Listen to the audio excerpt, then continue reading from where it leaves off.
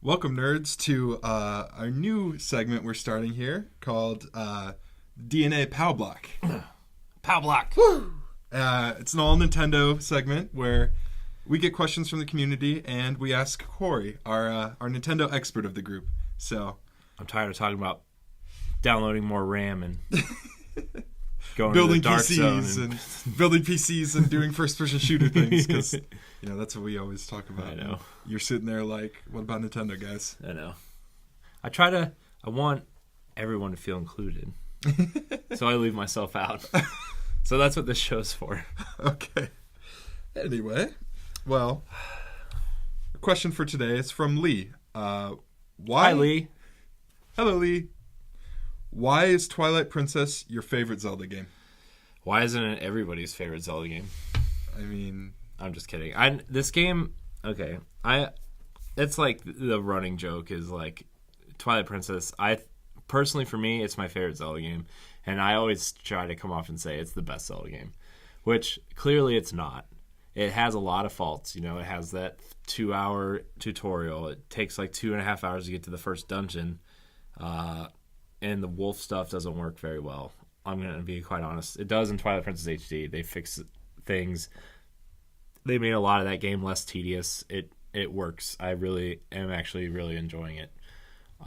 But to me, Twilight Princess, it's that Ocarina of Time formula for sure. You get the weapon, you go fight the dungeon, but it's not about that for me. It's about, I really like the darker tone.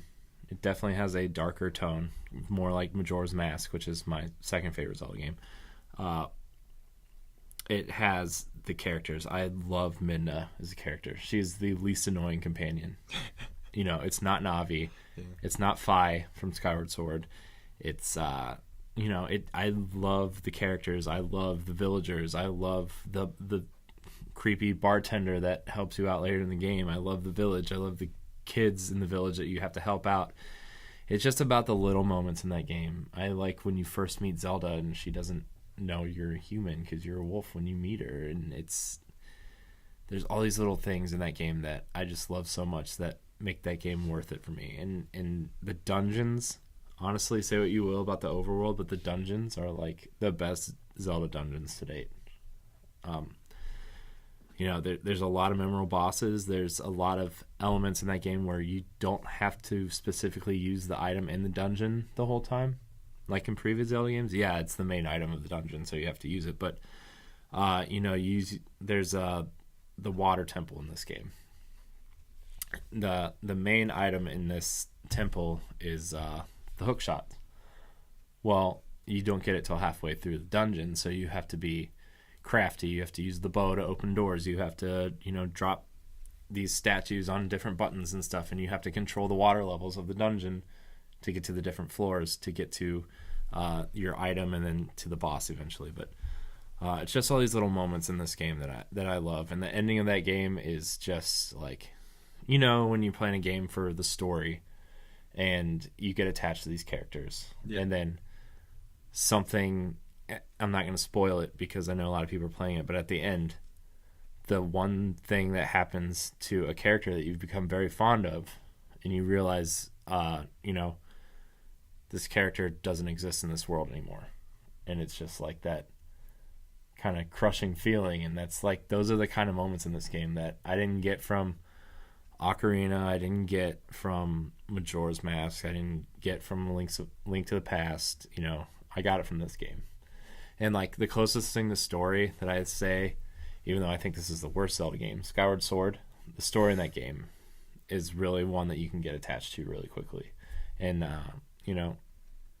that's why I like this game. It's not because this game is so amazing, because it's not.